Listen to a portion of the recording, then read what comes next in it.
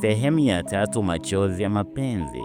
Msimulizi wenu ni mimi Mustafa Feluz. Usiku ule ulikuwa mweusi kama kaburi. Upepo ulivuma kwa huzuni, ukipiga matawi ya miti kama yalikuwa akilia kwa niaba ya mioyo miwili iliyovunjwa.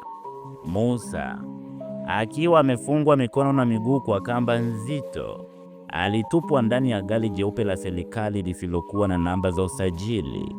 Gari lilipita kijijini bila hata kelele, kana kwamba lilikuwa kivuli tu linalobeba roho isiyokuwa na hatia kuelekea kusikojulikana.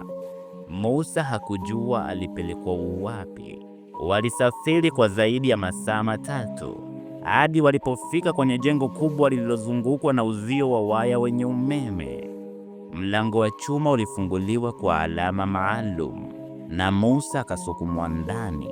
Walimtupa kwenye chumba kilichokuwa na sakafu ya baridi na ukuta wa zege. Hakukuwa na dirisha. Taa iliyokuwa juu iliwaka kwa mwanga hafifu wa kijani, na mara nyingi ilikuwa ikiwaka na kuzima. Mlango ulifungwa kwa mlio wa chuma na ukimya ukaenea. Musa hakabaki peke yake, akiwa hajui kama ni gerezani au kaburini, akiwa hai. Siku tatu zilipita bila chakula, isipokuwa maji kidogo yaliyomwagiwa kwenye kikombe cha plastiki.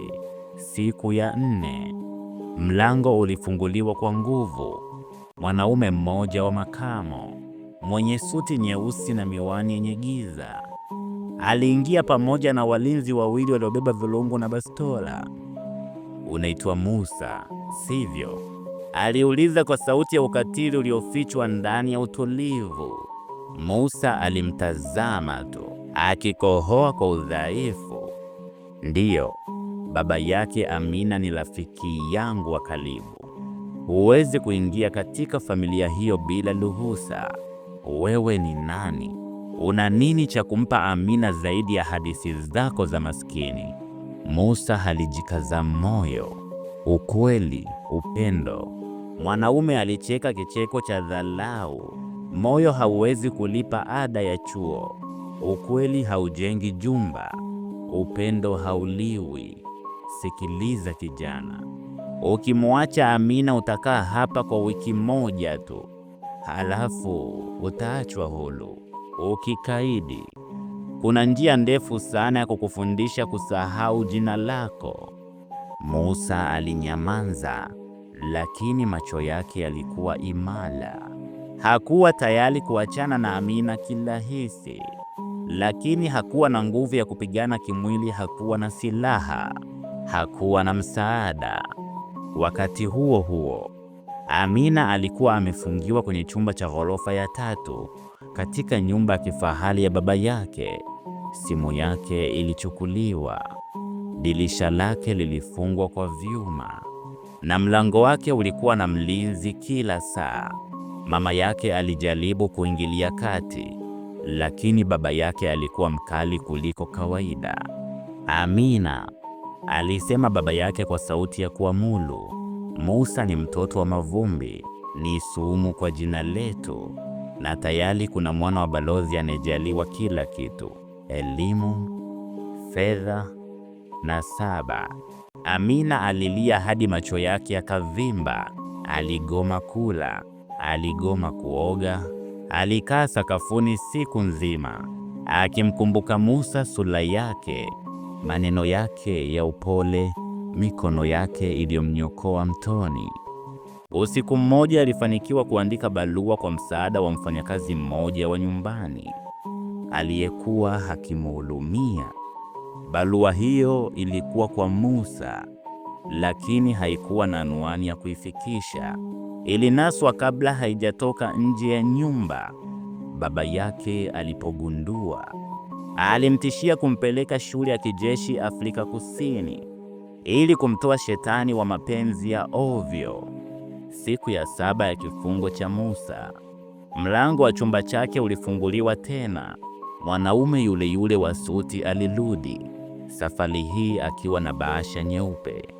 "Tumepokea barua kutoka kwa Amina. Alikuwa na mpango wa kutoroka nawe." Bahati nzuri tuliizuia, lakini sasa tunakupa nafasi ya mwisho. Saini hapa. Ni karatasi ya kiapo kwamba hutowahi kuwasiliana naye kwa maandishi, simu au hata mawazo. Ukisaini utatoka hapa leo. Musa alitazama ile bahasha. Alisikia harufu ya udhalimu.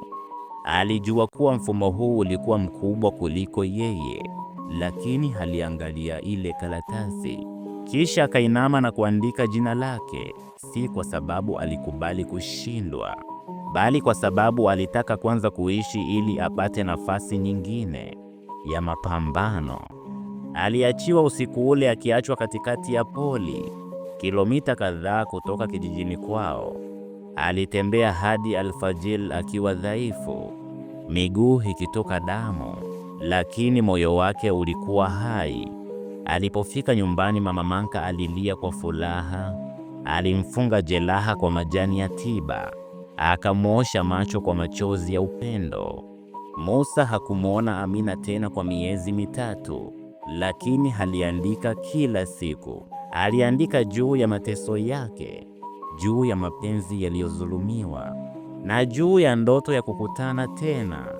Aliandika kitabu Machozi ya Mapenzi kwa mikono yake kwenye daftari kubwa la kawaida. Miezi 6 baadaye, mchoro wa bahati ukaanza kuchanua.